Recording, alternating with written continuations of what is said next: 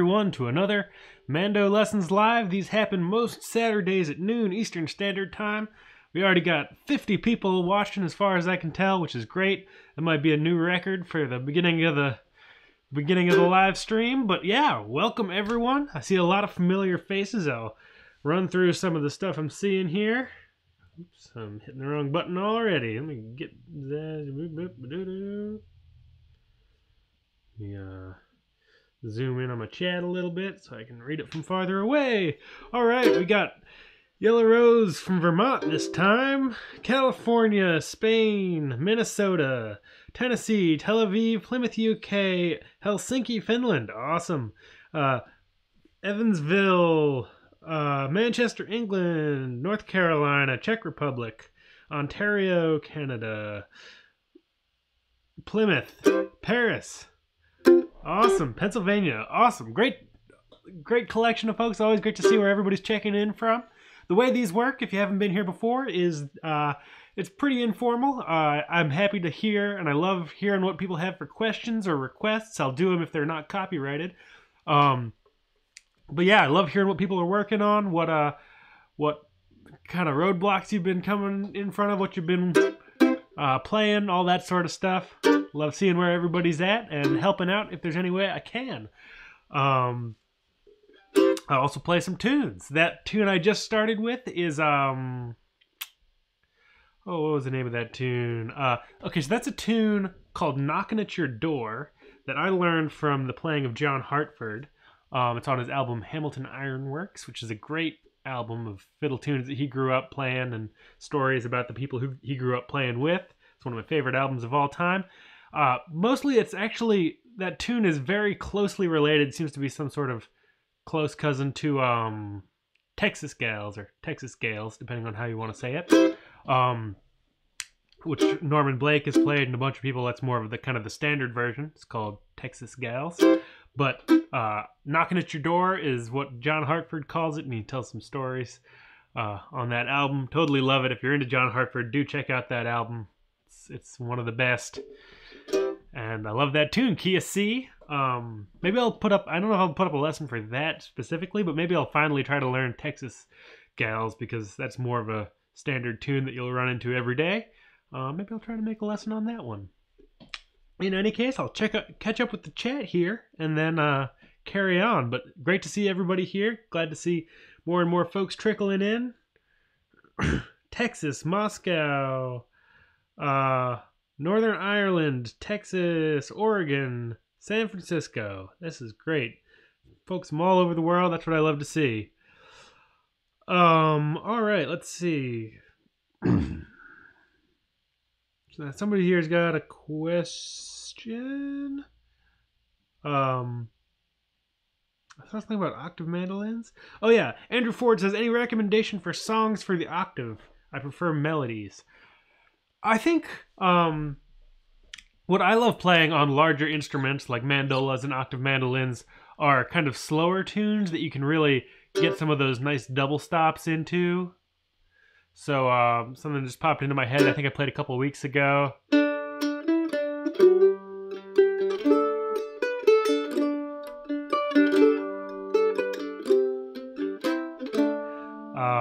Whatever that tune is called, the Skyboat Song, which is on my website. You know, some of those slower tunes, some of the waltzes, you can look up the waltzes that I've taught on the website. All that slower stuff that gives you lots of nice opportunities for some ornaments and some double stops and hitting some open strings. Really bringing out the low register of that instrument and kind of getting some chord melody stuff going on. That's what I love to do anyway. Having lots of open strings.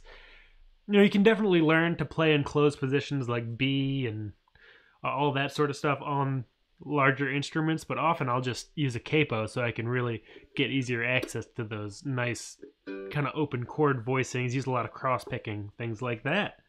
But yeah, you know, play around with it, have fun. Great question though. Mr. Cough Drop, good to see ya, says, any thoughts on putting together a lesson on Indianate the Woodchuck or Squirrel Hunters? Yeah, those are both great tunes. Maybe we'll play a little Squirrel Hunters at some point here. Yeah, I will add those to my list. Great suggestions. Uncle Bobby, thank you so much for the Super Chat donation.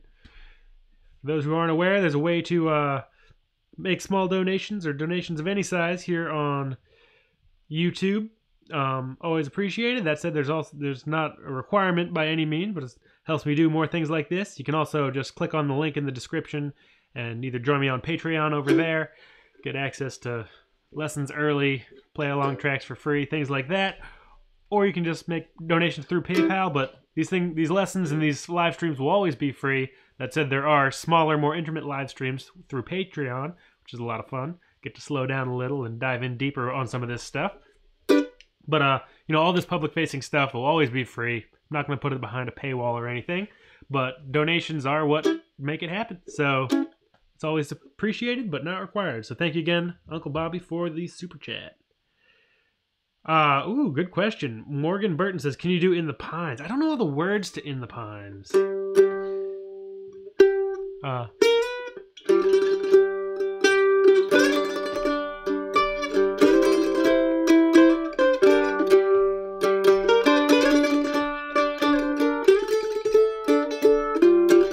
Maybe let's do an instrumental version.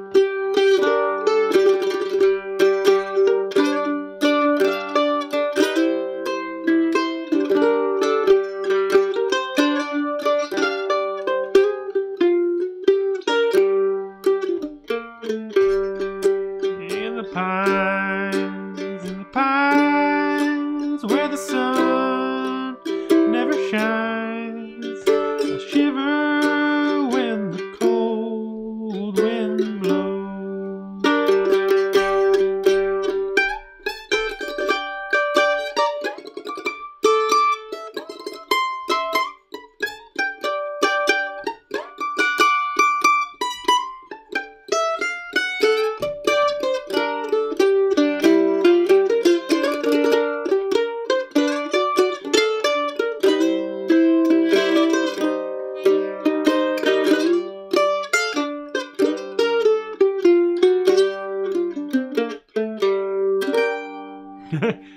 There's a little taste anyway. I don't know enough of the words to really do it justice. Also out of tune. But great song. Who did that? Somebody made that famous. But it's an old folk song.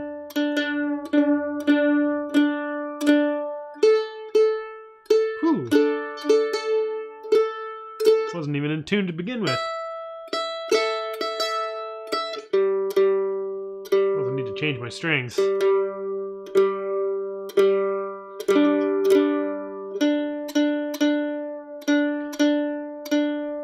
have done this before hitting the record button.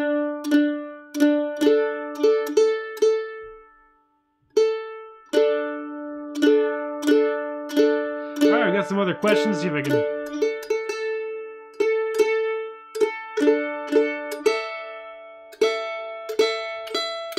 Whew. Doesn't seem right. Bah. I'll work on that in a little bit. I'll answer some questions here. Yeah, Uncle Bobby says, within the pines, it depends on where you learned it, what the starting verse is. Totally. There's so many different versions of that song. Some old, some new. Bill Monroe did it. Yep.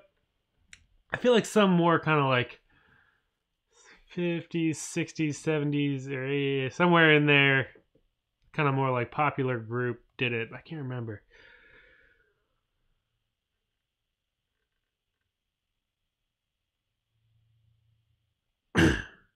Ever been to Vermont? From Crilly HD. I have been to Vermont many times. I've got good friends, mostly in like the Brattleboro area, but been up to Montpelier as well, and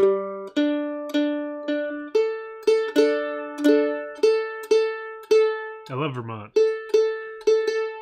I wish there was a road that went straight from Maine to Vermont, but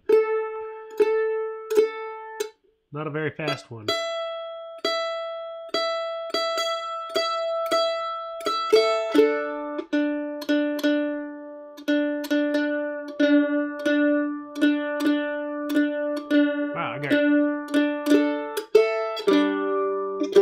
That'll have to do for now.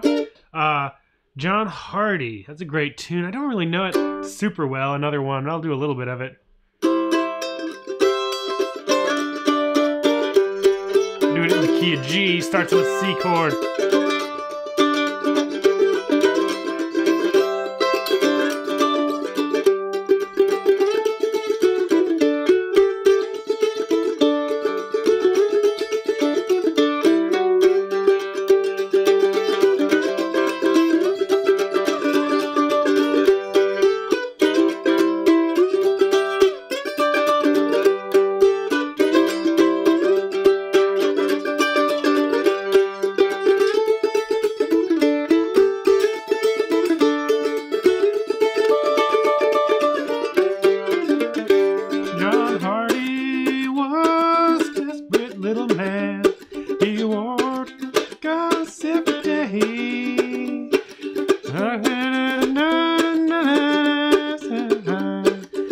ought to see John Hardy, ought to see John Hardy somewhere out there. Don't know the words.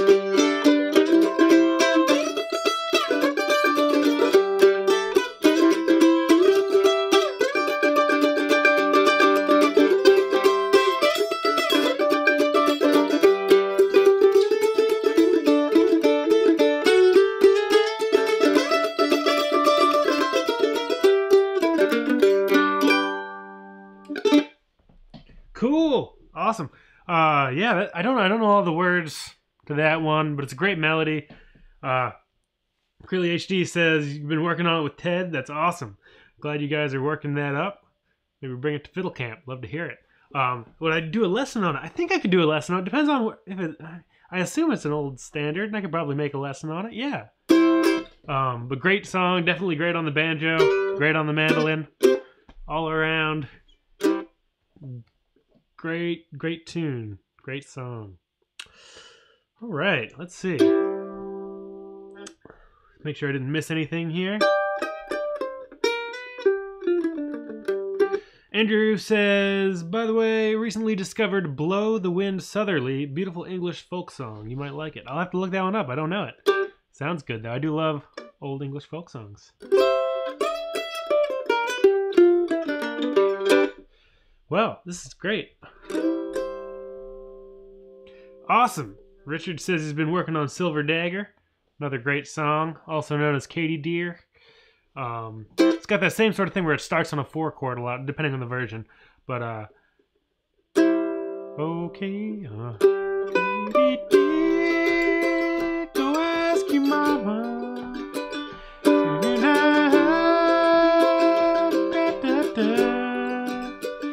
She says no, back and tell me, and I will run away with you. Definitely a dark song, but a good one. I don't know all the words to that one either. I'm not so good with the words, especially on songs I have only heard a lot and never actually tried to learn all the words to.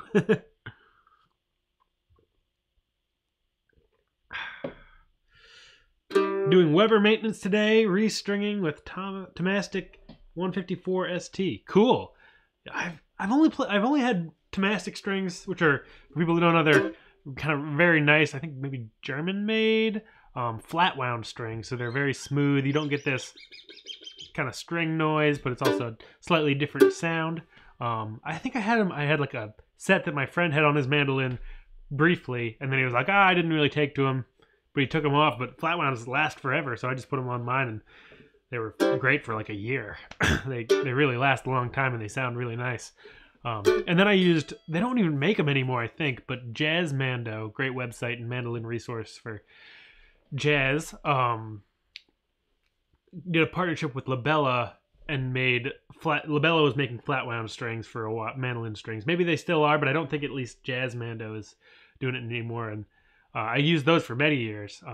Really liked that sound. But as I kind of got back into kind of more fiddle tune world and bluegrass, I went back to kind of the plain old phosphor bronze strings.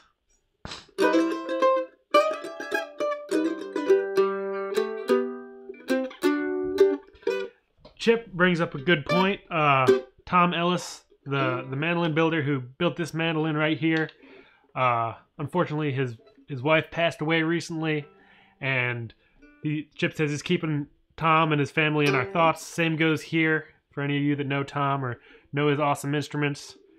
We're thinking of you, Tom, and hope everything's going as well as it could be at this point. Really sorry to hear the news, but hope you're surrounded by friends and family and getting to play some music at the same time.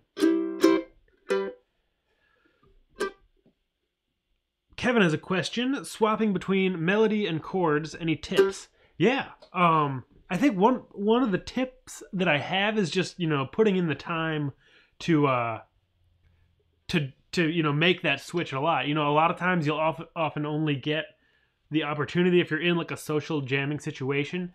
Most of the time you'll be playing chords and then you might get one break. So in the entire length of, like a 5-10 minute song, you might only get to go from chords to melody back to chords once. And same thing, you know, if you're playing fiddle tunes, either you are, you know, if you're in an Irish session or kind of a more straight ahead old time session or things like that, you might really just be playing the melody or just be playing the chords.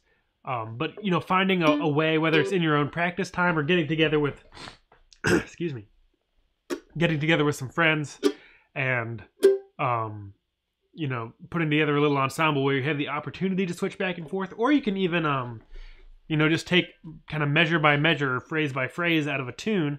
And so let's take like Whiskey Before Breakfast, and you could do like melody, chords, melody, chords. It'll be something like this. I'll go, we'll zoom in on the, let's see, Whiskey Before Breakfast. So it'll be something like this.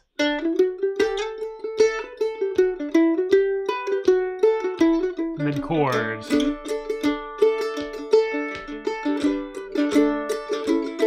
Melody.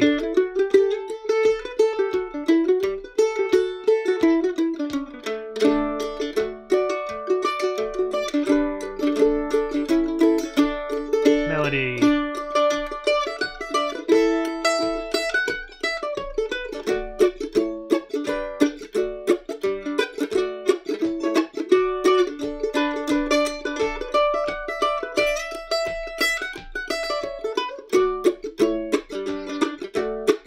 See if you can do it like twice that speed.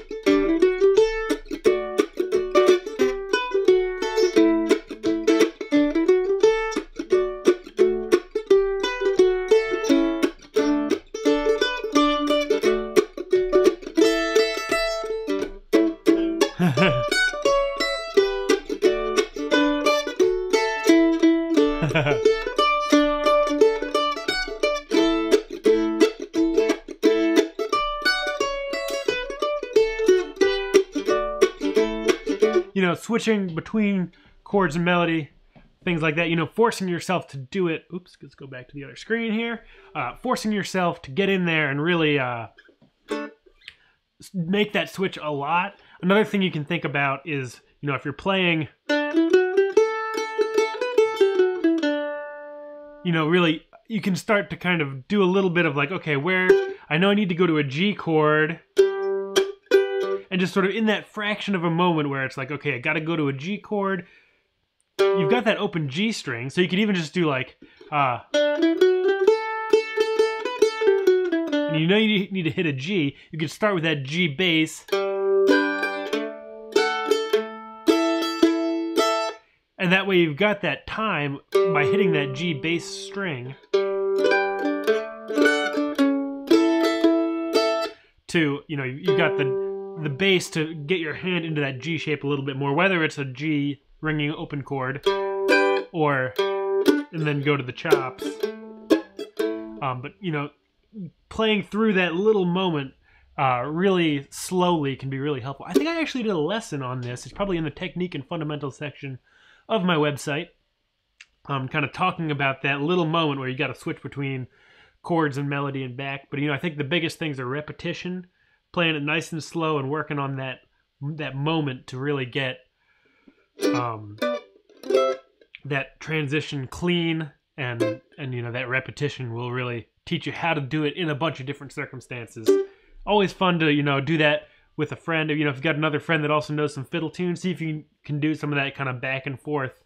You know, see how quickly. It's something people do a lot in jazz, is they'll take sort of they'll do what's called like trade fours or trade eights, where somebody will be like,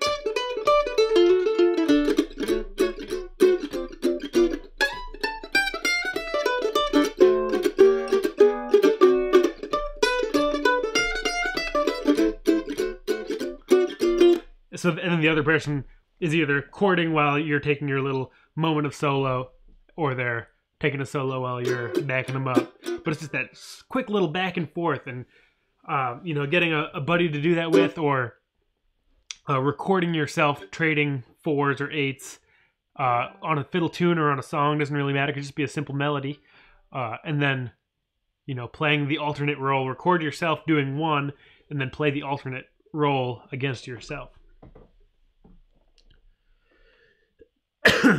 All right, I'll catch up with the chat here. Andrew says, I like your waltz for two friends. Thank you so much. That's a fun tune that kind of popped out of my head one day. It's one of the original compositions that I have on my website. It's a waltz in the key of F. A little unusual key for a lot of fiddle tunes, but I really like that key. Glad you're playing it, Andrew. Chip says, Red Rocking Chair, Jack of Diamonds. Both are great songs. I'll play one of those. I'll catch up with the chat while I think about it here. Sorry, I can't pronounce your name. Bohemer says, can you play Dark Hollow? I can never remember all the words to that. I don't even know where to start. Where the sun don't ever shine.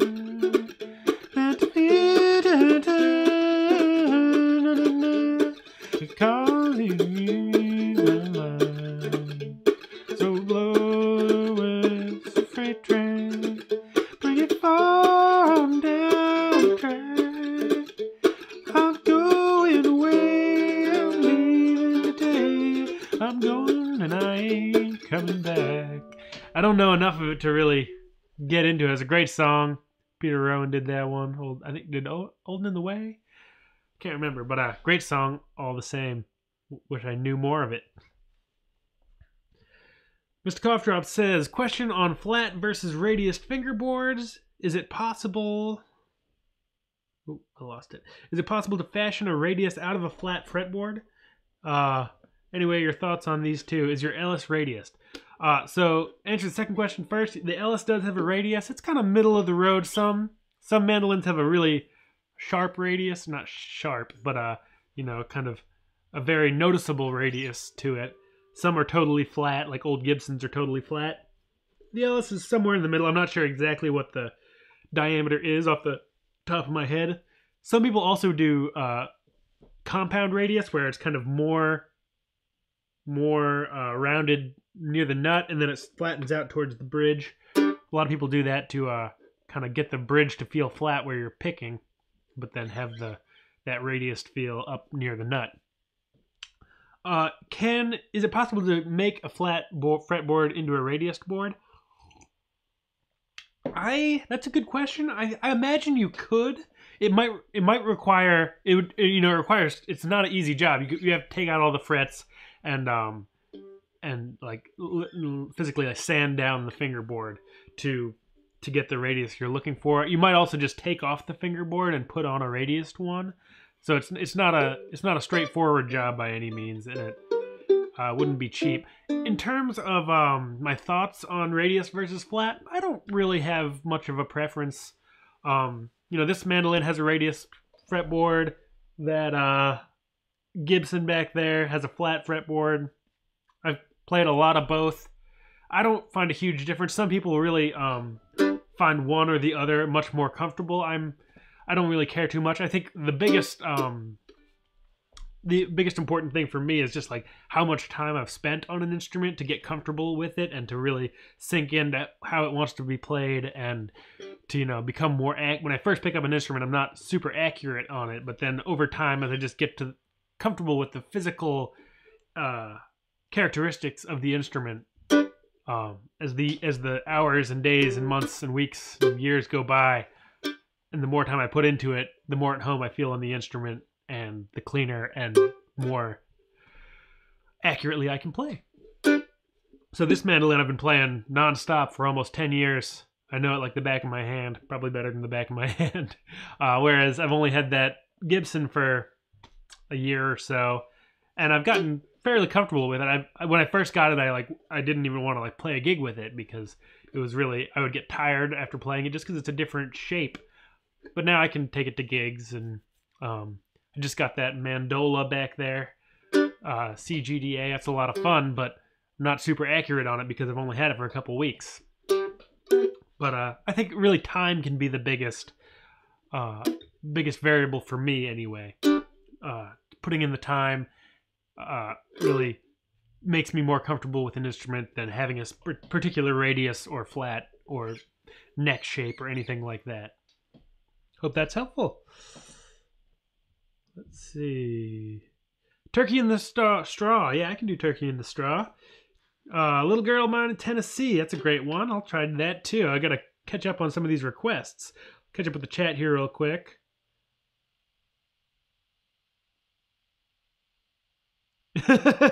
Roger says, "Don't sing. You just cracked my mandolin." Cheaper to buy a mandolin with a radius fretboard if that's what you want. Yeah. So if radius is really your something that makes you comfortable, it's probably best just to look for a mandolin with a radius off the bat. Unless you really fall in love with a mandolin that you want to sink some money into, maybe get a new fretboard or get all the frets taken out and radiused.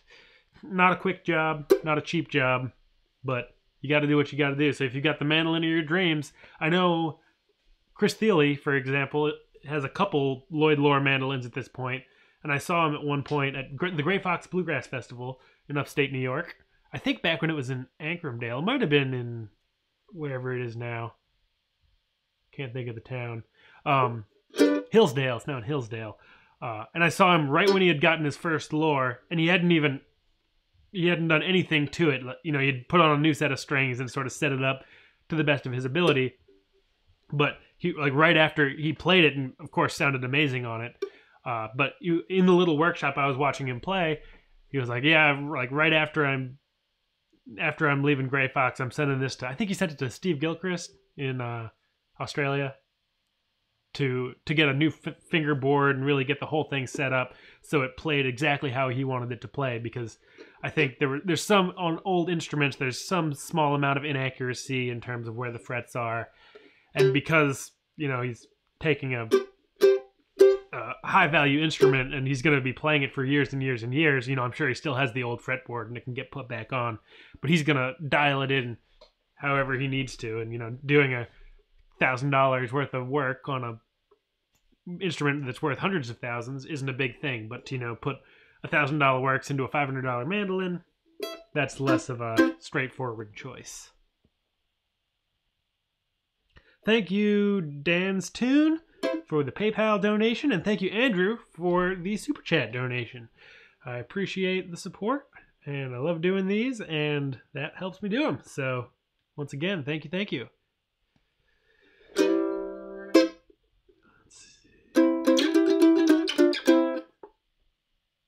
Yeah, that's true. Christopher says Chris Thiele could sound great on the 8-string tin can with a stick for a neck. That is totally the truth.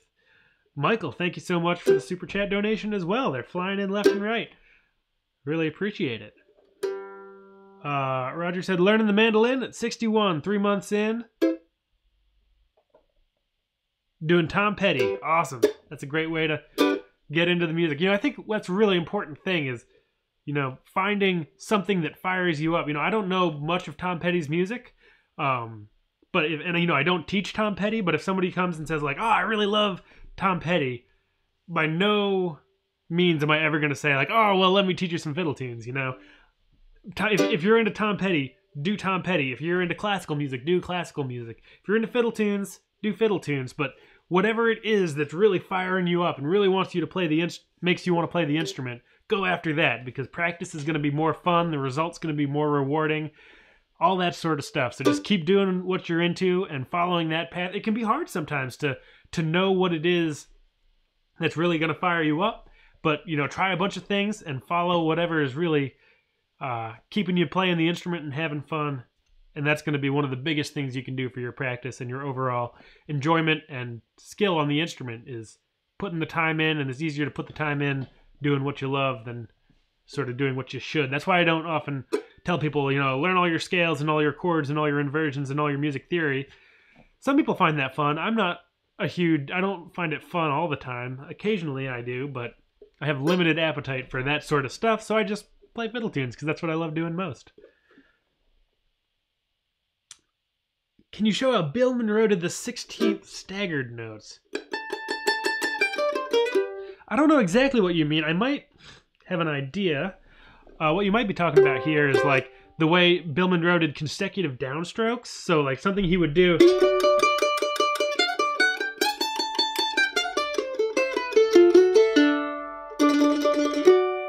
That might be, I'm not exactly sure, the Pelican 3, if that's what you're talking about. But that's something that Bill and a lot of bluegrassers and rock and roll and gypsy jazz, kind of the Chuck Berry thing.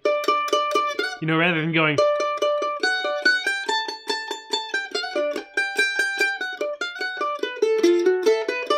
That's very smooth sound, but by only playing downstrokes. I have a lesson on this on my website. I think it's called consecutive downstrokes. Probably in the right-hand section of the Technique and Fundamentals page on my website.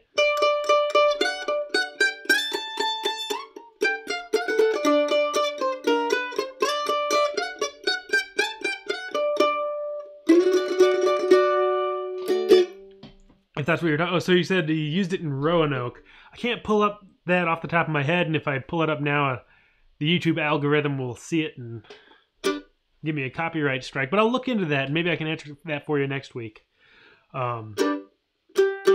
Coleraine, who's working on Coleraine here? Sean Morris is working on Coleraine and Anderson's Reel. Could you ever crack at either of those? I know I've played Coleraine. Anderson's Reel, I don't know off the top of my head. I can't think of how Coleraine goes. I know I've played along... A lot of people in New England, it's kind of like an old tune that gets played in New England. Excuse me. Oh, still on the other screen. But I can't pull out either of those. I'll go back. I know that a couple of these requests that I've kind of gotten way past at this point. I'll play a little Jack of Diamonds. It's a great old-time song and tune. Fiddle players play it in Calico, which is A, E, A, C sharp. But I'm just going to play it in G, D, A, E. But it's a really nice thing in Calico. Do a little bit of that. Let's go back to this view. Nice waltz.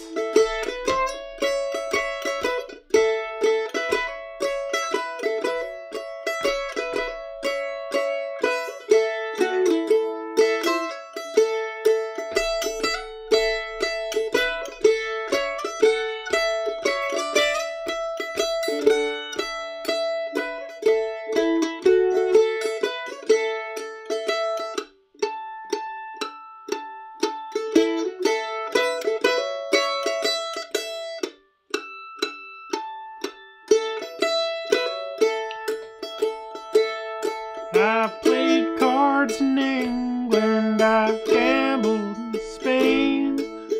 Back to Rhode Island, gonna play my last game. Beat on the fiddle, gonna rise up my bow. Keep myself welcome wherever I go. Jack of diamonds, I know from old. You rob my poor pockets of silver and gold.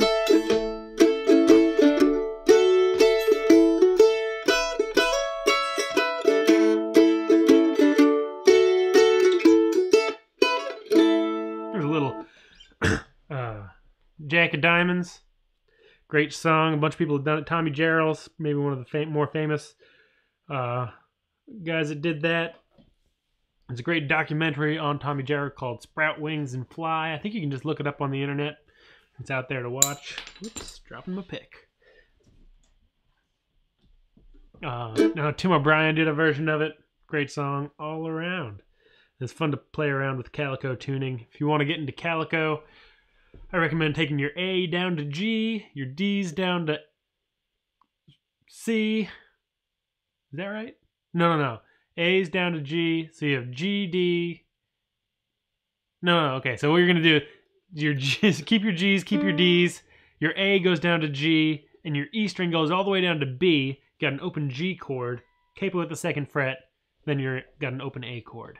Don't tune. I wouldn't tune up to Calico on a mandolin. There's a whole lesson on cross tuning if you want to get into that. It's in the Technique and Fundamental section of my website. Maybe I'll do a little bit of Turkey in the Straw. I know I had that request somewhere here. Cool, JN is here.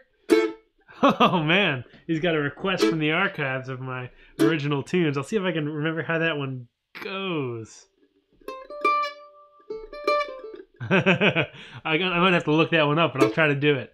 He requests the Modal Yodel, which is another tune that I wrote way back in the day. And I haven't played it in years. But I'll play a little Turkey in the Straw. and then see what I can do about the modal yodel. I'll go back to this view here.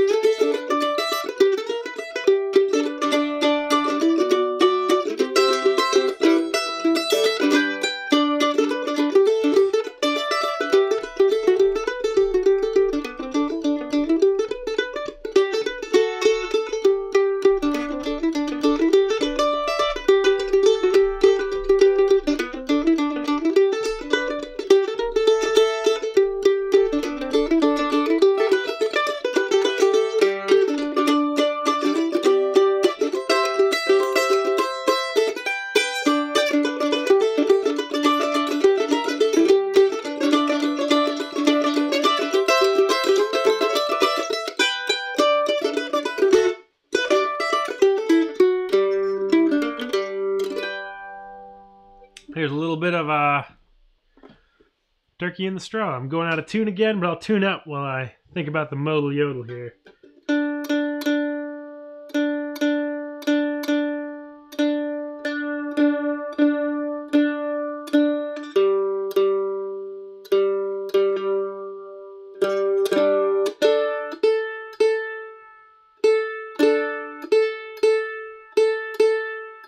I need new battery in my tuner and new strings on my mandolin.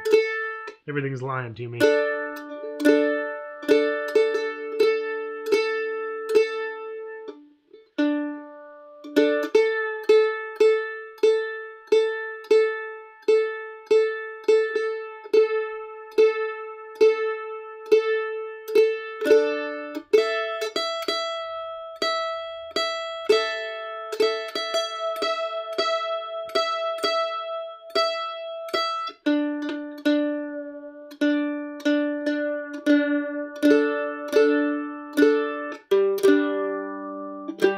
Yeah, close enough. Alright, I'm going to do a quick little cheat. I can't quite come up with modal yodel, but I really want to play it. Is it on my website? I'm guessing that's maybe how you knew it was a tune, but I don't remember making a lesson for that one, but that does not mean it hasn't happened. Let's see. Original composition. Oh, there it is. Modal yodel. Must be from back in the day. Oh, yeah. How does this tune go?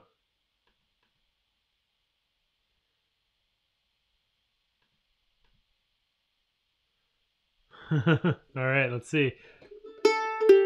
Oh, yeah, okay. Yeah, it's been a little while, but I'll do a little modal yodel. Let's see, make sure I'm on the right screen here. I gotta look at the sheet music to make sure I get this right, but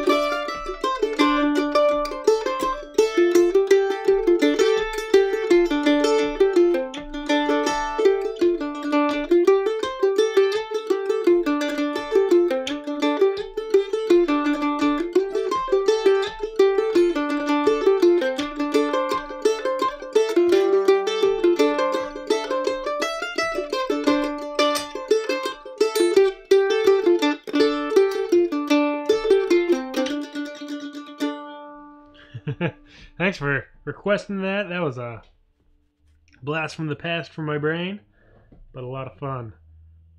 All right, we catch up with the chat here a little bit. JN says, have you ever played on a Breedlove mandolin? I have. Breedloves are great. Haven't played too many of them, but they're the ones I've played have been great. Michael M says, what are some of your favorite tunes that work well in 2 octaves? I've got a couple of them on my website taught in both octaves. One is Chinkapin Hunting. Nope, that's not right. Yeah, Chinkapin Hunting.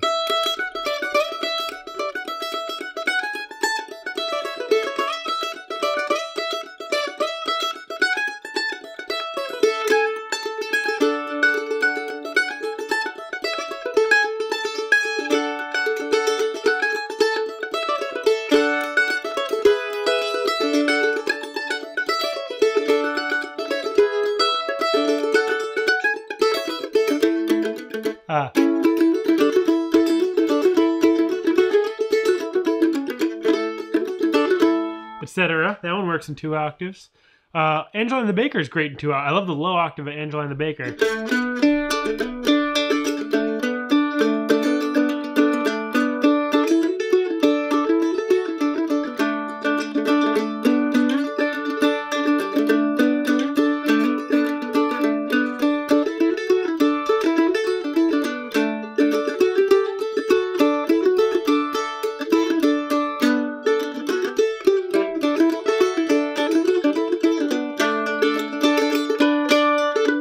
Etc.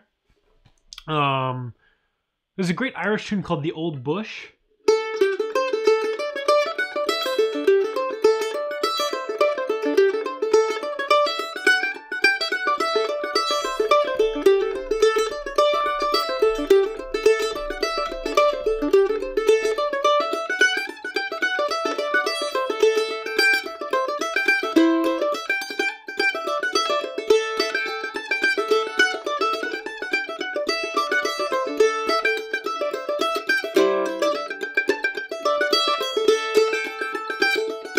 That's good down the octave.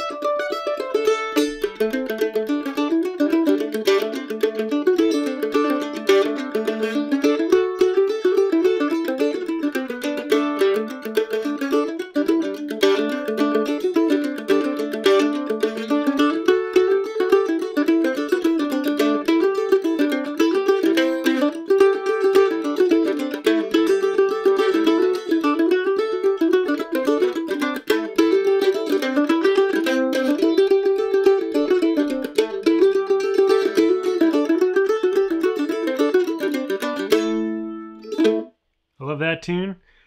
Down the octave. Ducks on the Mill Pond. The list goes on. Any tune that doesn't go below that 5th fret on the G string, sorry, 5th fret in the D string is a G, is fine to play down the octave. Or anything that doesn't go below the open A. Same idea. Fun to play down the octave. Obama's March to the White House is in Calico. I haven't thought about that tune in a long time. I can't remember how it goes, but I know it's good. Do you know if Yarmouth Reel is in the public domain? It would make a good lesson. I can't remember. I maybe have heard it. It sounds like it's in the public domain. But I'll look into that one.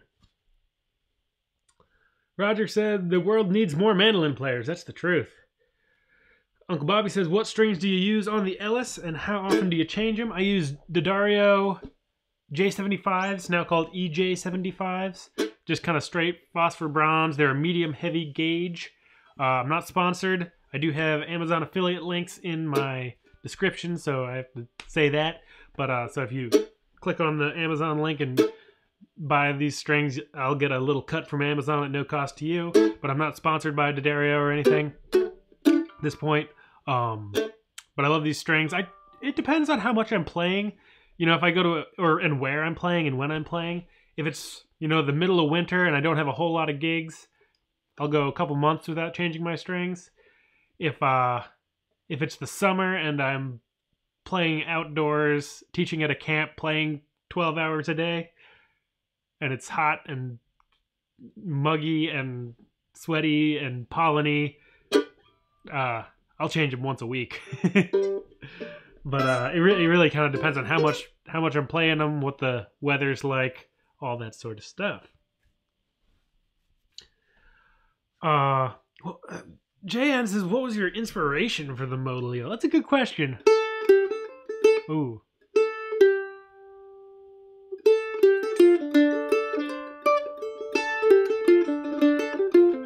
It kind of just, it's a little bit Irishy, but a little bit,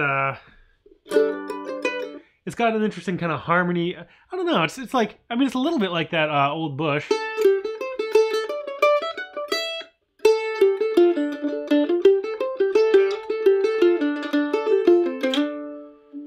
But it also has a little bit of kind of weird, it's kind of this D minor, but it's got a G, which is a 4 chord. It's got a G major, so a major 4 in it.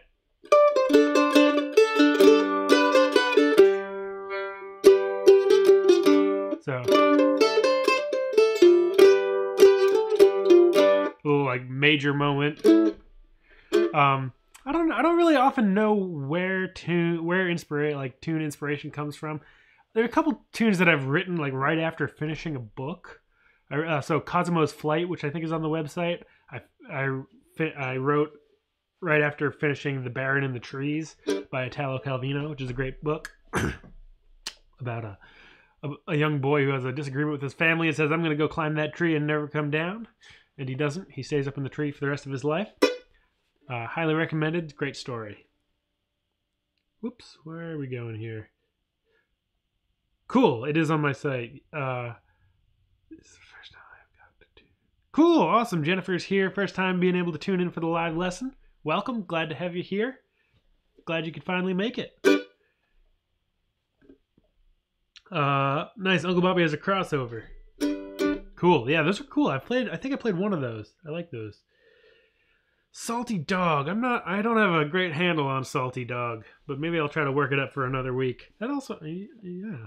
Yeah, I can give that one a try. Maybe not this time. We also got to get to the, whatever this week's tune is. I can't remember off the top of my head. I haven't seen Denise yet, but if she's here, maybe she can tell me what the tune is. If not, I can go look it up. Or maybe somebody else here can tell me what it was last week that I said we were going to play this week for the jam-along tune. All right, Recovering Bassist is here. What did you miss? Hard to say. Played some tunes. Said some things. You'll have to watch the replay, I guess. I've already forgotten what's happened. Earl's Chair. Yeah, that's a great tune. One of my favorite Irish tunes. Yep. Gotta watch that replay. Cool. Recovering Bassist has figured out what the factory strings were. D'Addario J74 EXP. Cool. Those are the what are they called? Coated strings. So they last a little bit longer with that coating. I think I've tried those. I don't have anything against them. I'm kind of stuck in my ways on the 75s.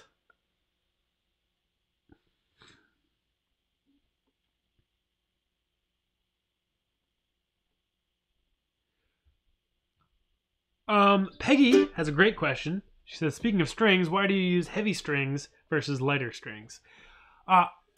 For my own playing, I tend to play pretty hard. I've spent a lot of time kind of trying to be loud and, drive contra dances or other kinds of dances or just being like heard in loud, unamplified environments.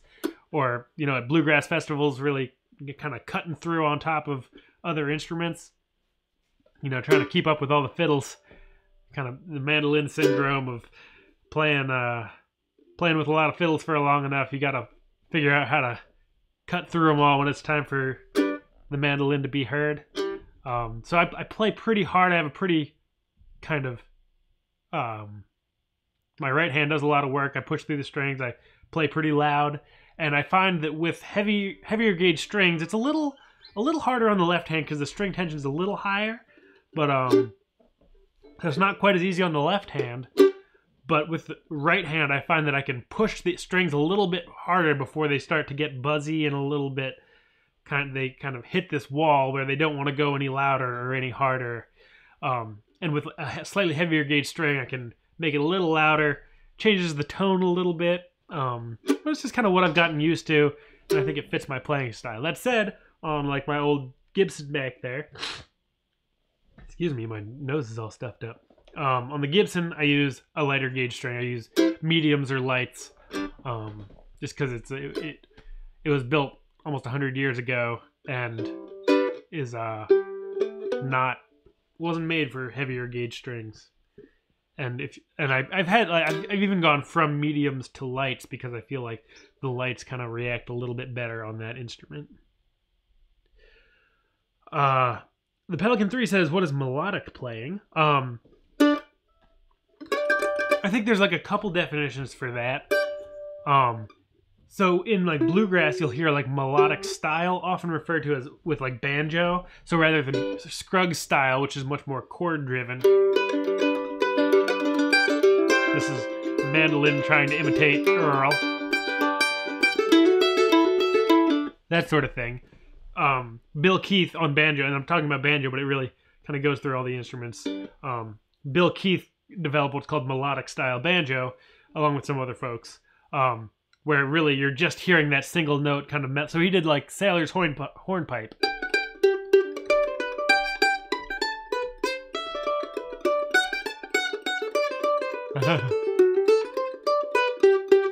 Which is on my website. That was a poor rendition of the A part. But he really figured out a way, along with, again, other people, to really just get those notes and not rely as much on chord shapes. It's the same idea. And then in jazz, people talk about melodic or chord melody, where they're playing like...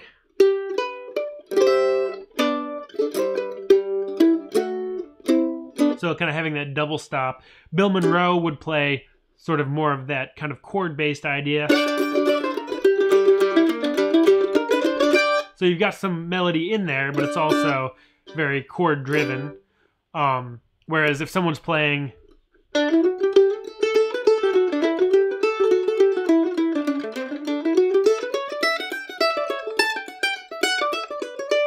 much more single line, that's what I would call melodic style in that sense. Again, there's a lot of definitions. Probably people disagree on what's called what, but it's kind of a vague term, but generally refers to more single note music versus kind of double stop heavy or chord driven music. Not to say that they can't happen at the same time. Cool. Michael also has a breed love. Chip, I think it was Chip. Was it? Yeah. Chip says, I'm glad you have to go back and remember your own tunes. Yeah. There's nothing wrong with forgetting tunes. It happens all the time. There's a lot of tunes that I like don't. I think, muscle memory is much stronger than like brain memory, at least for me. Like there's a lot of tunes, especially when I go to Irish sessions, where I just like don't know the names of the tunes, but I can play them. And that just comes, you put your fingers through the motions a lot, and then it's kind of secondary to remember what it's called and how it starts. So there's a lot of tunes that I can't start and I don't know the name of it, but if somebody plays it, it's like, oh yeah, I know that tune. So, remembering, it's definitely something to practice, especially if you're in a situation where you need to be the one, in like a performance situation or leading a band or things like that, where you need to be the one that remembers how the tune starts and what it's called so you can introduce it to the crowd, things like that. That has its own, need for remembering how a tune goes and what it's called. But, in general, kind of social playing, it's not often the most important thing. There's definitely tools you can use to remember, like I'll use like mnemonic devices or like little like, oh, I remember it starts, like there's one tune that Julia, my bandmate, and I play that's we've called D7 because we don't have a name for it. It starts on a D7 arpeggio.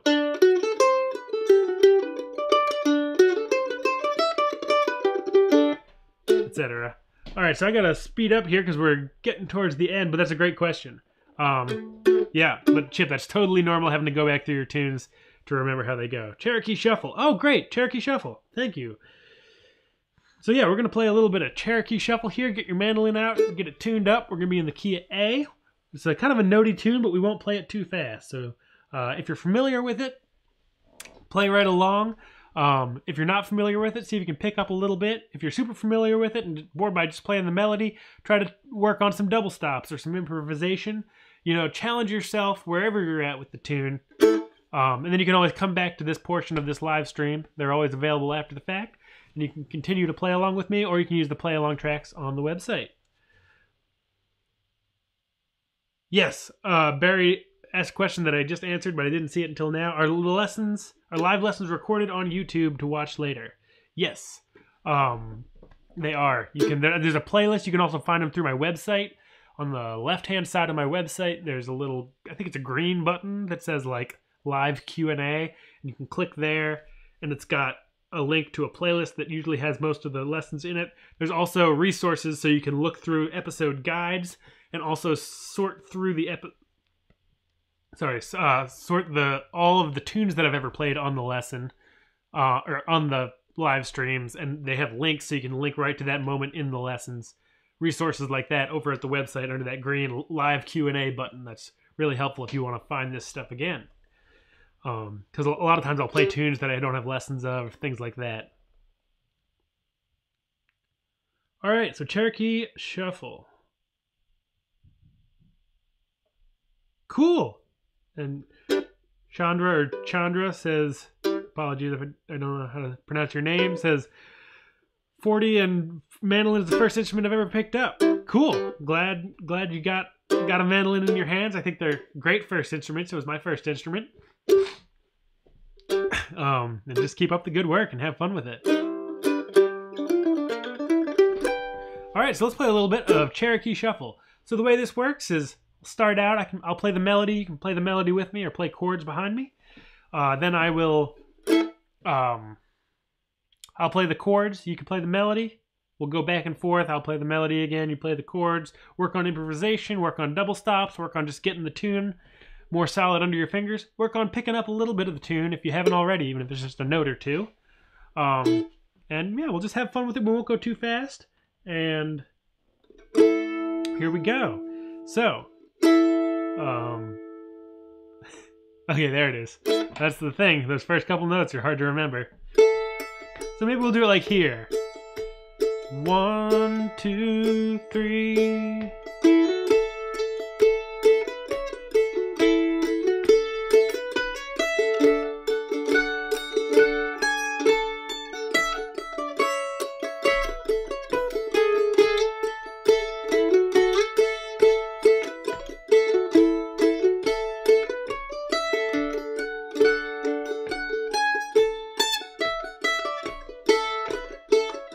B bar.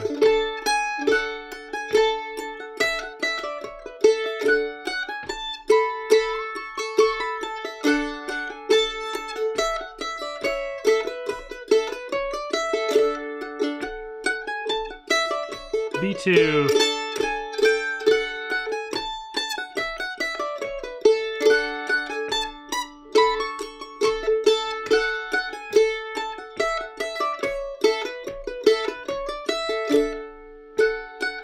You play the melody, I'll play the chords.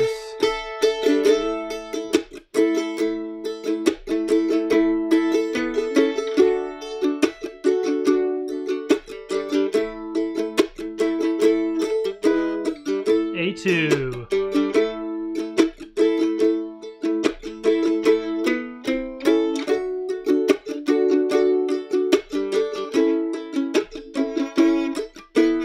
B.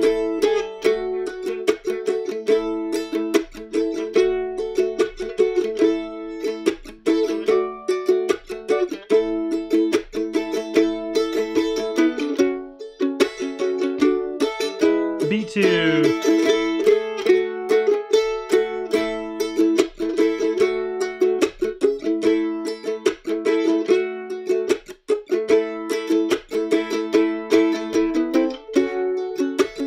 I'll play melody, you play chords.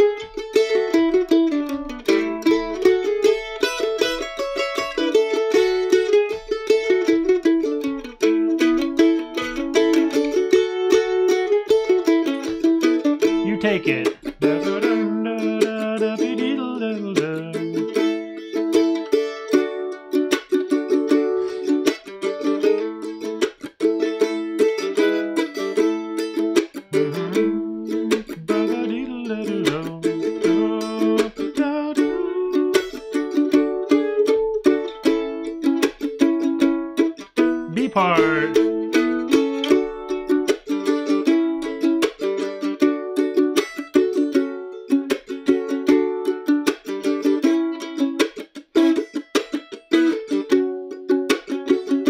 B2.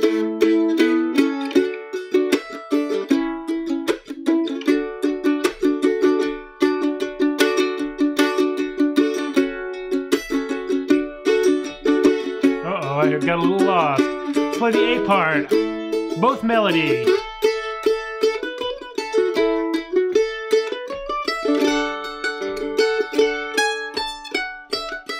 Maybe I'll play a little harmony.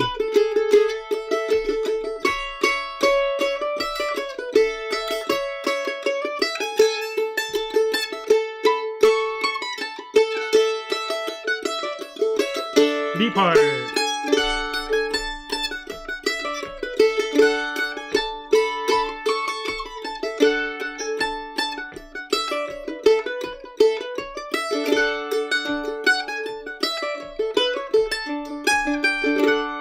Second B.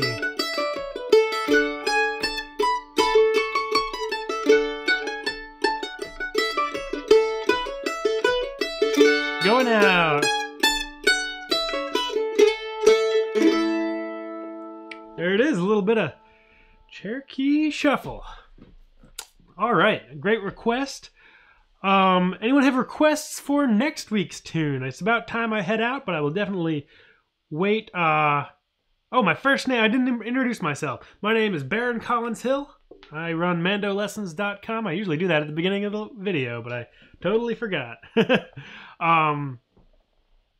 And yeah, so if people have requests for next week's tune, probably something fairly straight ahead. And we'll, maybe something classic. Ooh, Cluckled Hen. That's a great, is that, I probably will do something that's on my website. I can't remember if that's on my website or not. Let me just look it up real quick. Oh, it is. Let's do Cluckled Hen. That sounds great. Oh, lots of great requests. We'll definitely get to those someday. I just kind of went with the first one that popped out. But yeah, except for Modal Yodel. Well, maybe we'll do that one at some point too, but I got to practice up anyway. Cluckled Hen. And yeah, it's a great tune, great song. It's got some lyrics, got some melody. A super classic that you'll hear all around the world. So very likely to run into it here and there. So that'll be our tune next week, Cluckled Hen. Thank you all so much for joining in this week. Great to see all of you. Great to hear what you're working on. I think I'll be back next. Let me make sure. Starting to get... okay, so... yeah, I think I will be here. Yeah, next weekend I will be here. And looking forward to it. So again, most Saturdays at noon Eastern Standard Time. It's when these happen. And new lessons, if you are not subscribed already to my YouTube channel, that's the best way to keep up with what's going on with these live sessions and with new lessons that come out every week in terms of you know, teaching tunes and techniques, things like that. MandoLessons.com is where you find all of the resources. You can watch the videos there, but also find the sheet music and the play-along tracks, a couple ways to donate. It's all over there, but it's always fun hanging out with you on a Saturday, at least Saturday afternoon for me, but I know people from all over the world, and looking forward to doing it again next time already. Have a great rest of your weekend, and see you all again soon. Happy picking. Bye-bye.